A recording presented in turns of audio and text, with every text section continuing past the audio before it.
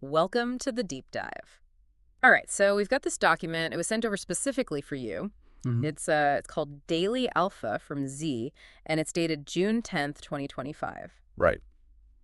And our job here is really to, well, rip into this thing, cut through any noise, and pull out what it really says about the crypto market right now. Exactly. And looking through it, you can see the main focus isn't just, the usual retail stuff. It's really highlighting some pretty big shifts. Looks like institutional players are driving things. Yeah, the big money, right. The source seems to be really emphasizing this acceleration in institutional rotation. Definitely. And how they're focusing on certain emerging narratives.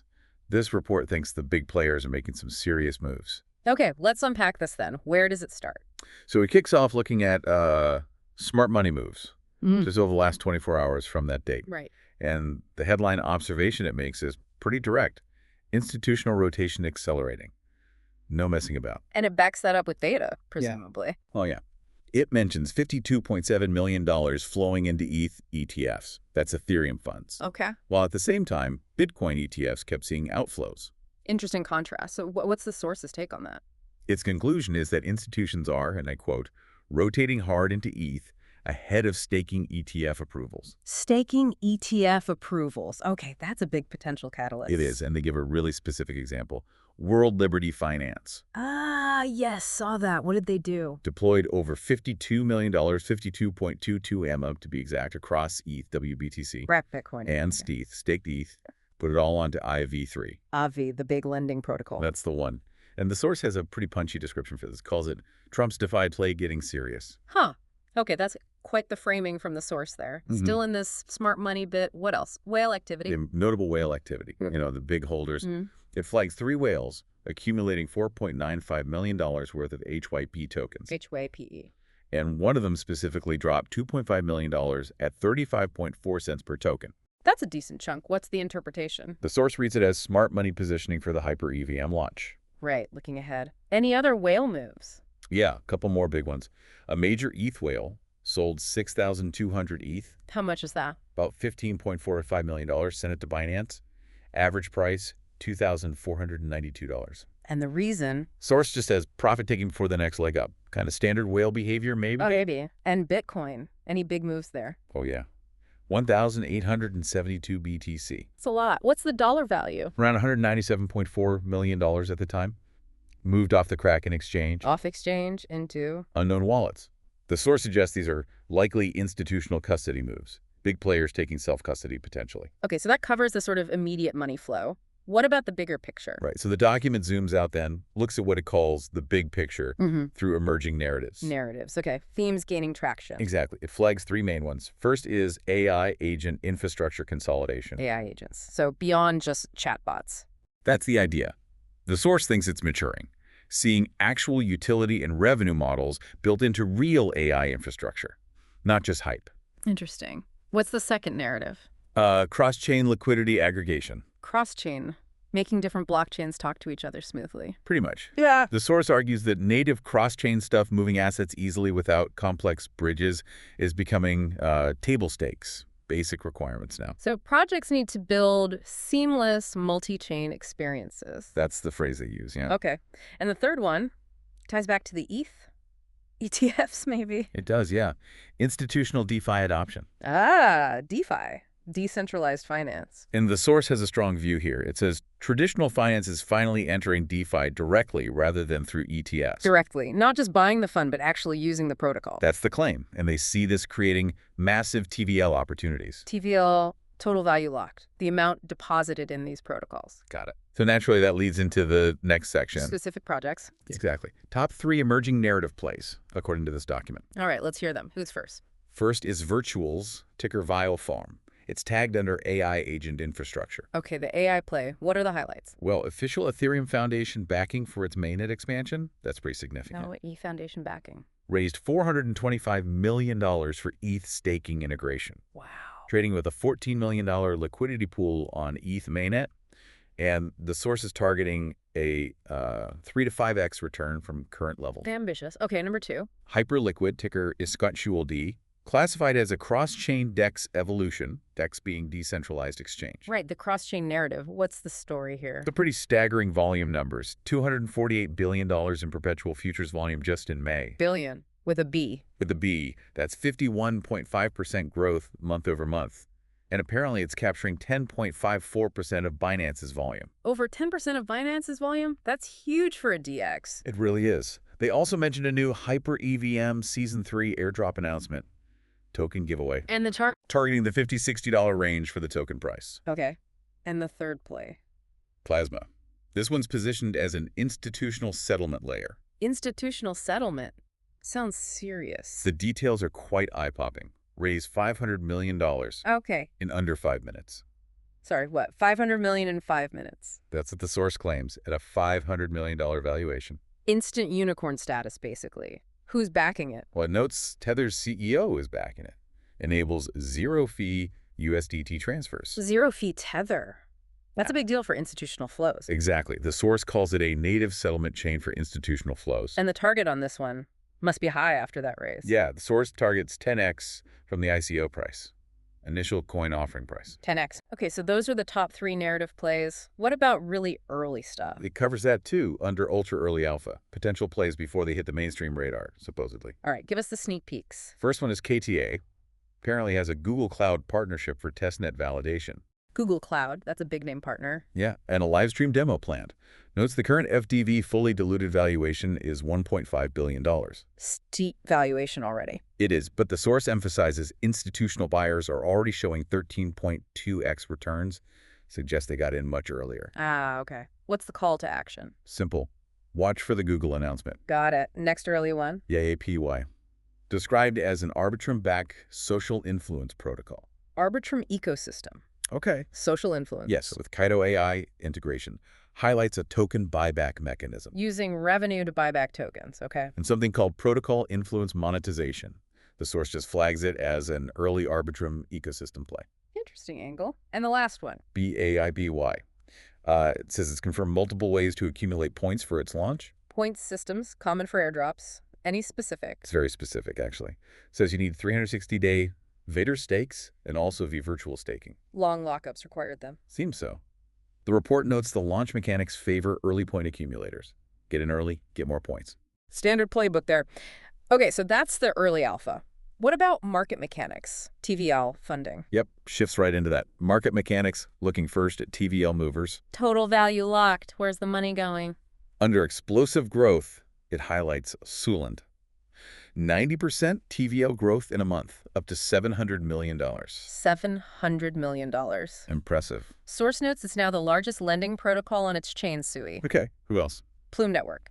Hit $155 million TVL right at its mainnet launch. From zero, basically. Well, plus 210% from pre-launch levels, it says, so a huge jump. Wow. Any established players growing? Ovig again. Hit a new all-time high TVL, $40 billion. $40 billion? That's enormous for DeFi. It is, and the source puts it in context, saying that's surpassing Revolut's customer deposits. Comparing DeFi TVL to a major fintech's deposits, bold. Definitely makes a statement. But it's not all growth. There's a concerning contraction section, too. Right, where's value leaving? Stakestone is mentioned. Rapid TVL decline. The source speculates, suggests a potential soft rug. You know, project abandonment fears. Oof. Okay. Anyone else? Cetus Protocol. Yeah. Had a $220 million hack. That's massive. Was it recovered? $180 million was frozen, it says, and notes that losses were covered. Still a big hit to confidence, you'd think. For sure. What about institutional funding? Venture capital side. Yep, institutional backing spotlight. OCAP Games raised $3.5 million seed. Seed round, early stage. Who led it? 1KeyX and Yuga Labs. Yuga Labs. Bored Apes, guys. That's them. Source notes Yuga is strategically reinvesting from its $70 million treasury after some initial acquisition. Playing the long game. Interesting. Other rounds? Turnkey. $30 million Series B. Series B, later stage. Big names. Bain, Capital Crypto, Lightspeed Faction, Galaxy Ventures. Pretty major VC players. What does Turnkey do? Source identifies it as wallet infrastructure. Specifically mentions Magic Eden and Polymarket use them. Wallet infrastructure. Picks and shovels play. Makes sense. One more. Vera. Raised $9 million. Sfermion, Six-Man Ventures, Folus Ventures involved. And their focus. Onboarding Web 2 users. The source highlights they've brought in over 4 million users already. Bridging Web 2 and Web 3. Always a key theme. Okay, so that's mechanics. What about price predictions, market outlook? Right, the final stretch.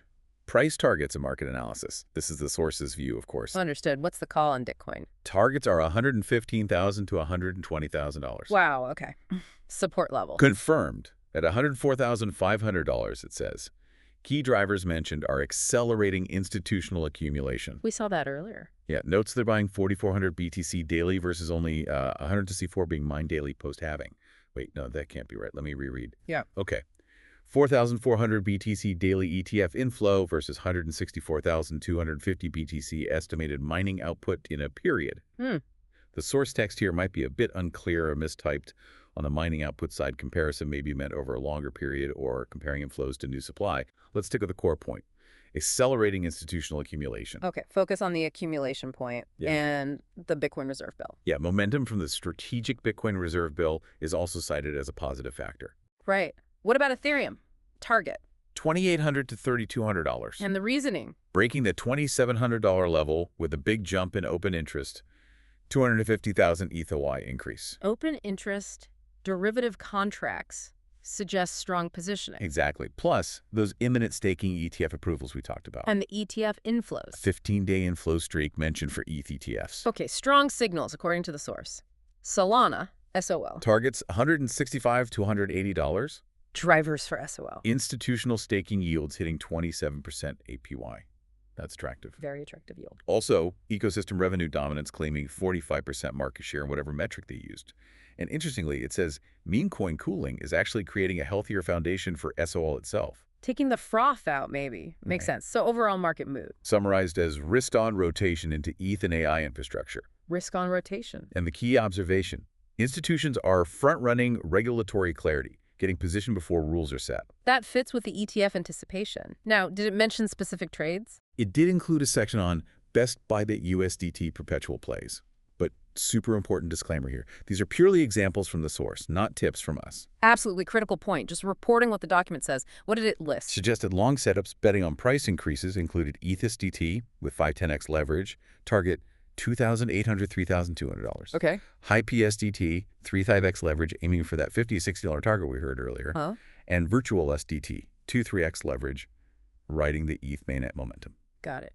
Any short opportunities? Betting on price drops. Two mentioned. PRXUSDT, that's Tron. The reason cited was an Asian whale exodus to ETH and Tether potentially pivoting away from Tron. Interesting geopolitical angle there from the source. Second short. Meme coins generally. Reason given was the rotation out of speculative stuff into infrastructure plays. Consistent with the narrative theme. Okay, what about unlocks? Token releases. Lists. Major unlocks this week. ZK Sync, $42 million worth, June 17th. Okay. Immutable, $13 million, June 13th. Okay. SCI, $10.6 million, June 15th. And Emotia, $15.18 million sometime this week. Unlocks can mean selling pressure.